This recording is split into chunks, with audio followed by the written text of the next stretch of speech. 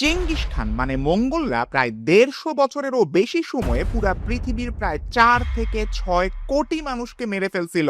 মঙ্গোলরা যা বাগদাদ আক্রমণ করছে, আর এর কারণে আব্বাসীয় খিলাফতের পতন হয়, শেষ হয় ইসলামের স্বর্ণযুগের। মানুষ মারার পাশাপাশি মঙ্গোলরা সেই জায়গায় কোনো লাইব্রেরি থাকলে, জ্ঞান বিজ্ঞান কিংবা সাংস্কৃতিক কার্যক্রমের কিছু থাকলে ওইগুলোও একদম ধ্বংস করে ফেলতো। বাগদাদে যেই জ্ঞানের ভান্ডার বাইতুল হিকমা ছিল, মঙ্গোলরা বাগদাদ আক্রমণ করার কারণে এই বাইতুল হিকমার বইয়ের কালিতে আব্বাসীয় প্রাসাদের পাশে থাকা টাইগ্রিস নদীর পানি কালো হয়ে যায়। এই পরাক্রমশালী মঙ্গোলদের একদম পিক টাইমে ভারতবর্ষের একজন মুসলিম সুলতান এই মঙ্গোলদেরকে ঠেকাই দিছিলেন, তাও একবার না ৬ বার। এই লোকটার নাম আলাউদ্দিন খিলজি। মৃত্যুর প্রায় ৭০০ বছর পরেও বলিউডে যাকে নিয়ে মুভি বানানো হয়েছে, ২০১৮ সালে রিলিজ হওয়া পদ্মাবত মুভিতে রণবীর সিং এর মাধ্যমে দর্শক দেখছিল আলাউদ্দিন খিলজিকে। কিন্তু বলিউডের অনেক মুভিতে তো গল্পের গরু আকাশে ওড়ে, তাই মনে আপনার প্রশ্ন জাগতে পারে, আলাউদ্দিন খিলজিকে আসলেই এত খারাপ একটা লোক ছিল, যিনি কিনা ভয়ঙ্কর, নির্দয়, নিষ্ঠুর, মাদকাসক্ত আর বাইসেক্সুয়াল ছিলেন? উনি কি আসলেই রানী পদ্মাবতীর জন্য চিতর আক্রমণ করছিলেন? তার বিশ্বাসঘাতকতার কাহিনীগুলার সত্যতা কতটুকু? এই সবগুলো বিষয় ব্যাখ্যা করেই আমরা আজকের এই ভিডিওতে আলাউদ্দিন খিলজিকে জানার চেষ্টা করব। তো চলুন শুরু করা যাক। প্রথমে বলি, এই যে খিলজি সাম্রাজ্যটা, এটা বানাইছিলেন এই আলাউদ্দিন খিলজির চাচা জালালউদ্দিন খিলজি। প্রশ্ন করতে পারেন, এই ভারতবর্ষের ক্ষমতায় বা দিল্লির সিংহাসনে এর আগে তাইলে কারা ছিল? ১২০৬ থেকে ১২৯০ সাল শাসন করত মামলুকরা। আর এই মামলুক সাম্রাজ্যেরই একজন সেনা অফিসার ছিলেন আলাউদ্দিন খিলজির চাচা জালালউদ্দিন খিলজি। তো এখন ঘটনা হইল, মামলুক সাম্রাজ্যের শেষ একজন সুলতান ছিলেন, নাম হইতেছে মুইজউদ্দিন কাইকাবাদ। ওই একটা সময় মরে গেছে। রাজা যদি মরে তার ছেলে সিংহাসনে বসে, এটাই তো নিয়ম। কিন্তু ওর ছেলে আবার একেবারে শিশু সন্তান ছিল। শিশু সন্তান হইলেও তখন রাজ দরবারে যে এলিটরা ছিল, উপদেষ্টা টাইপের মানুষরা, ওরা এই বাচ্চাটারেই, যার নাম শামসুদ্দিন কায়ুমার্স, ওকেই সুলতান হিসেবে ঘোষণা করে। পরিস্থিতি তো এখন ঘোলা, আর জালালউদ্দিন খিলজি এই জায়গাটাতেই একটা সুযোগ দেখছেন। উনি এইখানে একটা কু কইরা বসেন, যেমনটা সেনাবাহিনীর কু হয়, দেখছেনই তো আপনারা। এই কুয়ের মাধ্যমে সেই সময়ের ৫ বছরের শিশু শামসুদ্দিন কায়ুমার্সকে উনি দুনিয়া থেকে সরাই ফেলেন, সাথে সাথে দখল করে নেন সিংহাসনও। মামলুক সাম্রাজ্য শেষ হয়ে গেল, শুরু হইল খিলজি সাম্রাজ্যের শাসন এই ভারতবর্ষের মধ্যে। আর এই সাম্রাজ্যেরই অনেকের মতে সর্বশ্রেষ্ঠ শাসক হইতেছেন দ্বিতীয় সুলতান আলাউদ্দিন খিলজি। ধারণা করা হয় তার জন্ম হইতেছে ১২৬৬ থেকে ৬৭ সালে। ইন্টারেস্টিংলি, তার জন্ম বাংলার বীরভূম অঞ্চলে। পশ্চিমবঙ্গের বর্ধমান বিভাগের এই জেলা রাজশাহী থেকে খুব একটা দূরে না। আলাউদ্দিন খিলজির নাম জন্মের পরে কিন্তু আলাউদ্দিন খিলজি ছিল না, ওর নাম ছিল আলী গুরশাস। ওর বাপের নাম ছিল শিহাবুদ্দিন মাসুদ। তাইলে এতক্ষণ তো আলোচনা শুনলেন, বলেন তো শিহাবুদ্দিন মাসুদ আর জালালউদ্দিন খিলজির মধ্যে সম্পর্ক কি? বুঝতেই পারতেছেন, এরা দুইজন ভাই ছিল। জালালউদ্দিন খিলজির বড় ভাই ছিল আলাউদ্দিন খিলজির বাপ। যেটাই হোক, এত মাথা গরম করা দরকার নাই। আলাউদ্দিন খিলজির বাপ মারা গেছে আরো আগেই। পরে এই আলী গুরশাস আমাদের আলাউদ্দিন খিলজি চাচা জালালউদ্দিনের কাছেই বড় হয়েছিলেন। এই জালালউদ্দিনের মেয়েরা ছিল আলাউদ্দিন খিলজি, তার ছোট ভাই আলমাস বেগ। ওরা জালালউদ্দিনের মেয়েদেরকে বিয়ে করছিলেন। আলাউদ্দিনের স্ত্রীর নাম ছিল মালিকা-ই জাহান, যার অর্থ দুনিয়ার রানী। কি রয়্যাল একটা নাম। যাই হোক, মামলুকদেরকে তো সরায় ফেলছে জালালউদ্দিন খিলজি, উনি এখন দিল্লির সুলতান। আলাউদ্দিন খিলজিকে উনি একটা কাজ দিচ্ছেন, উনাকে আমির-ই তুজক হিসেবে নিয়োগ দিচ্ছেন, মানে রাষ্ট্রীয় অনুষ্ঠানের প্রধান দায়িত্ব আলাউদ্দিন খিলজির হাতে। ১২৯১ সালে চাচার সামনে আলাউদ্দিন খিলজি তার একটা প্রতিভা দেখান। ভারতের উত্তর প্রদেশের একটা জায়গা কারা রাজ্য, ওইখানকার গভর্নর মালিক চাজ্জু একটা বিদ্রোহ করে বসেন। এন্ড এইটা দমন করতে আলাউদ্দিন খিলজি অনেক বড় একটা রোল প্লে করেন। জালালউদ্দিন খিলজি তো খুশি হয়ে গেছে আর বলছে, ঠিক আছে ভাতিজা আলাউদ্দিন খিলজি, তুমি এখন এইখানকার গভর্নর হিসেবে থাকো। ঠিক আছে, খুব ভালো কথা, আলাউদ্দিন খিলজি গভর্নর হিসেবে বসছে। কিন্তু তখনই কারার রাজ দরবারের যে আমির, এলিট মানুষরা ছিল, ওরা আলাউদ্দিন খিলজিরে ফুসলাইতে থাকে, তুমি দিল্লির সিংহাসন দখল করতে যাও না কেন? আলাউদ্দিন খিলজিও চিন্তা করতেছে, তখন তোর নাম আবার ছিল আলী গুরশাস।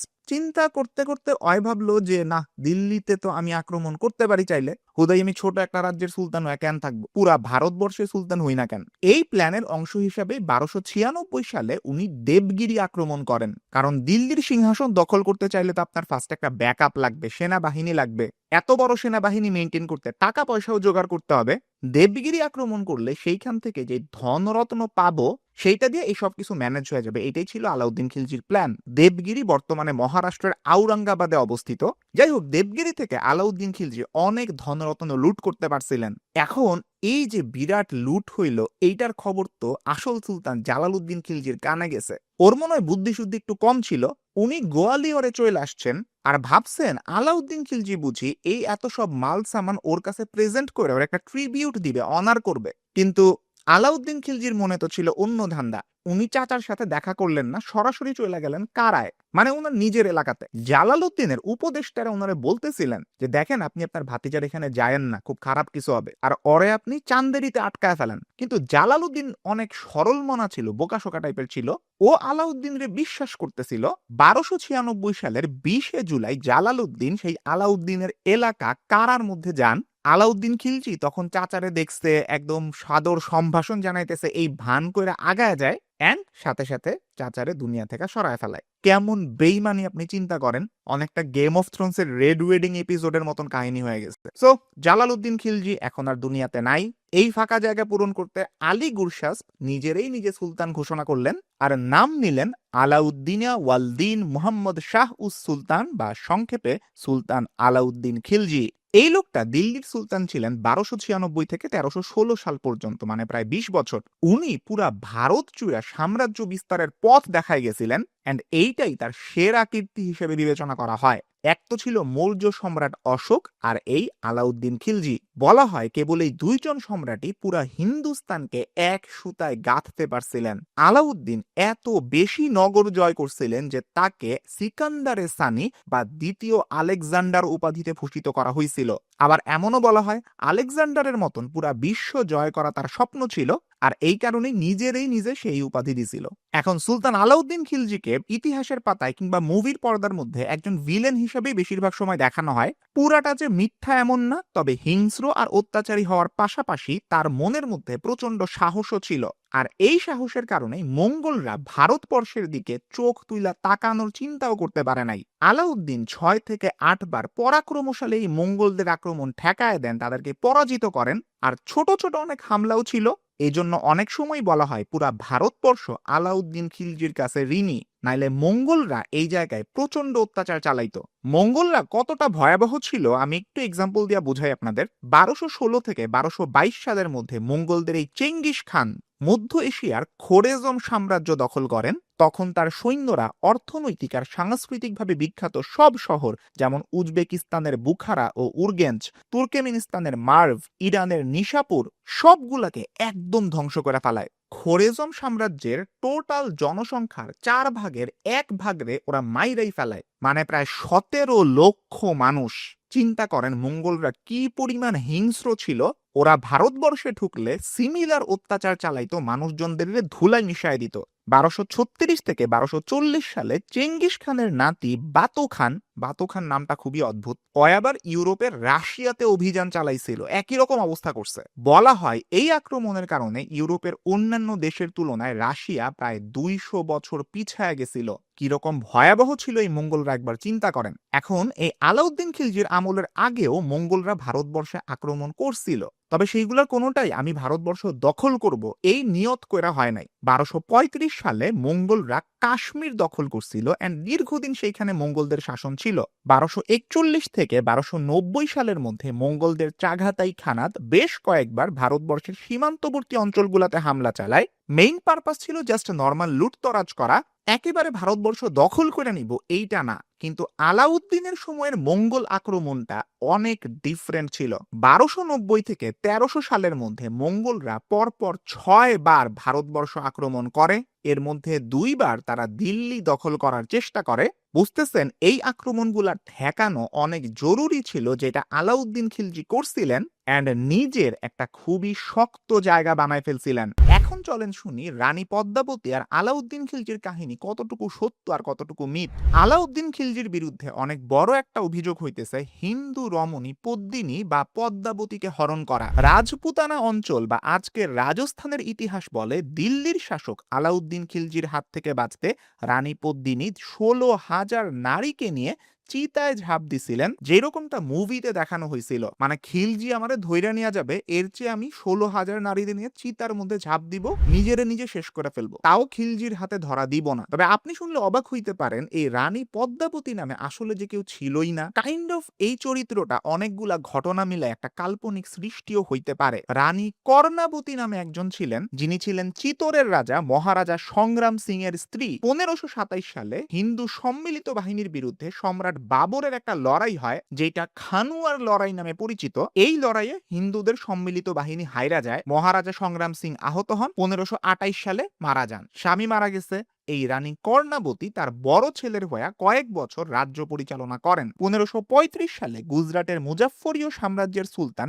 বাহাদুর শাহ মেবার আক্রমণ করলে রানী কর্ণাবতী আর দুর্গের অন্যান্য নারীরা ভয় পেয়ে বিষ খেয়ে নিজেদেরকে নিজেরা শেষ করে ফেলেন। আবার এই কাহিনীটাও প্রচলিত আছে, রানী কর্ণাবতী আর দুর্গের অন্যান্য নারীরা বারুদ ভর্তি ঘরে আগুন জ্বালিয়ে সেইখানে আত্মাহুতি দিছিলেন। আর পদ্মাবতী কাব্যে কিংবা পদ্মাবত সিনেমার মধ্যে দেখানো হয়েছে রাজপুতানার মেবার রাজ্যের রত্না সিমহা বা রত্ন সেন বা রতন সিং এর স্ত্রী ছিলেন রানী পদ্মাবতী। তার রূপের বর্ণনা শুনে আলাউদ্দিন খিলজি মেবার আক্রমণ করেন। পদ্মাবতীকে খিলজি নিজের করে পাইতে চাইছিলেন, আর এই কারণে উনি রাজধানী চিতোর অবরোধ করেন। লম্বা অবরোধের পরে একসময় একটা সন্ধি হয়, আর আলাউদ্দিন চিতোর দুর্গে ঢুকে পদ্মাবতীকে এক ঝলক দেখার সুযোগ পান। তখনই আবার ট্রিক করে রাজা রত্ন সেনকে উনি দিল্লিতে আটক করে নিয়ে আসেন। রত্ন সেন মুক্ত হয়ে আবার ফিরে আসার পরে আলাউদ্দিন চিতোর আবার আক্রমণ করেন। এর মাধ্যমে রত্ন সেন আবার আরেক রাজার সঙ্গে লড়তে গেছিল, ওইখানে সে শেষ হয়ে গেছে। আর এই পরিস্থিতিতে রানী পদ্মাবতী জৌহর পালন করেন, মানে সাথে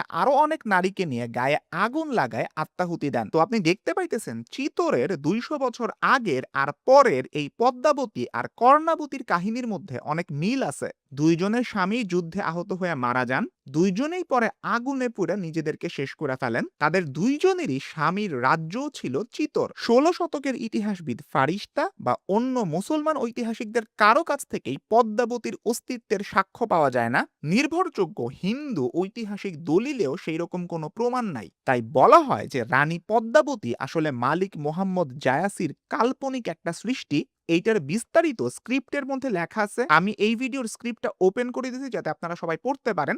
এখন আলাউদ্দিনের একজন স্লেভ বা দাস জেনারেল ছিলেন নাম মালিক কাফুর। বলা হয় এই মালিক কাফুর ছিলেন তার বাইসেক্সুয়াল পার্টনার। এমন তথ্য প্রথম জানা যায় ইতিহাসের ঘটনা লেখক জিয়াউদ্দিন বারানির লেখা তারিখ ই ফিরোজ শাহী গ্রন্থে। জিয়াউদ্দিন বারানির লেখার উপর ভিত্তি করে ভারতীয় গবেষক রুথ ভানিতা এবং সেলিম কিদওয়াই বলেন যে আলাউদ্দিন খিলজি বাইসেক্সুয়াল ছিলেন। অবশ্য আরেক ভারতীয় গবেষক আব্রাহাম এরালি বলেন জিয়াউদ্দিন বারানি মালিক কাফুরকে পছন্দই করতেন না, কারণ জাতের দিক থেকে কাফুর তুর্কি ছিলেন না এবং হিন্দু ঘরে জন্ম নিয়েছিলেন। কথাটা ভুল না, কারণ মালিক কাফুরকে 1299 সালে গুজরাট বিজয় করার পর দাস হিসেবে নিয়ে আসা হয়েছিল। এর আগে উনি ছিলেন হিন্দু, পরে উনি মুসলমান হয়েছেন। দেখতে নাকি খুবই হ্যান্ডসাম ছিলেন, বুদ্ধির দিক থেকেও খুবই বিচক্ষণ। সুলতানের সেনাপতি হিসাবে অনেকগুলা লড়াইয়ে অংশ নেন, জিতাও আসেন। ভারতীয় ইতিহাসবিদ বেনারসি প্রসাদ সাক্সেনার মতে আলাউদ্দিন খিলজি এবং মালিক কাফুরের মধ্যে যে গভীর সম্পর্ক ছিল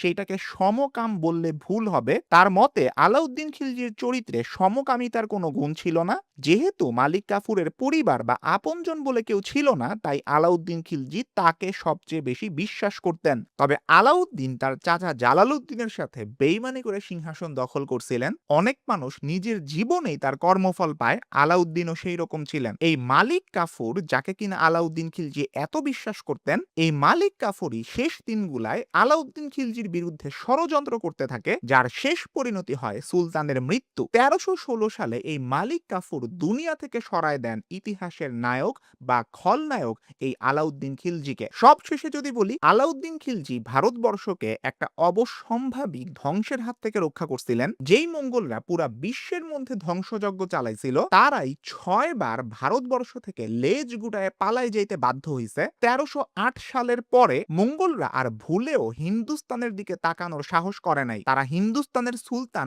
আলাউদ্দিন খিলজিকে প্রচন্ড ভয় পাইত। তারিখ ই ফিরোজ শাহীর বর্ণনা অনুযায়ী সুলতানের সেনাপতি মালিক গাজী প্রতি শীতকালে মঙ্গল সীমান্তে গিয়ে তাদের লড়াইয়ের জন্য আহ্বান করতেন, কিন্তু মঙ্গলদের কখনোই আর হিন্দুস্তানের দিকে আসার মতন বুকের পাটা হয় নাই। ডেফিনিটলি আলাউদ্দিন খিলজিকে আপনি হেট করবেন, ভালোবাসবেন, তার আগে হিস্ট্রিটা খুব ভালো মতন জানা দরকার। বলিউডের মুভি অনেক সময় একপাক্ষিক জিনিসকে রিপ্রেজেন্ট করতে পারে। সব মিলায় ডেফিনিটলি একটা গ্রে শেডের ক্যারেক্টার ছিলেন এই আলাউদ্দিন খিলজি, কিন্তু তারপরেও মাতৃভূমিকে অসভ্য দস্যুদের অত্যাচার আর লুটপাট থেকে বাঁচাইতে আজকে থেকে 700 বছর পরেও এই ভারতবর্ষের মানুষ ঋণী থাকবে এই দুর্দান্ত সাহসী আর বেপরোয়া সুলতানের প্রতি। সবাইকে অসংখ্য ধন্যবাদ ভিডিওটা দেখার জন্য। আপনার যদি এই ধরনের ইতিহাস ভিত্তিক ভিডিও আরো পছন্দ হয়, আমার চ্যানেলে এরকম আরো অনেক ভিডিও আছে। এই চ্যানেলটা সাবস্ক্রাইব করে রাখতে পারেন এবং চ্যানেল থেকে ভিডিওগুলো দেখতে পারেন। সামনে আরো ভিডিও আসবে, দেখার আমন্ত্রণ রইল। সবাই ভালো থাকবেন, সুস্থ থাকবেন, দেখা হবে ইনশাআল্লাহ পরবর্তী ভিডিওতে।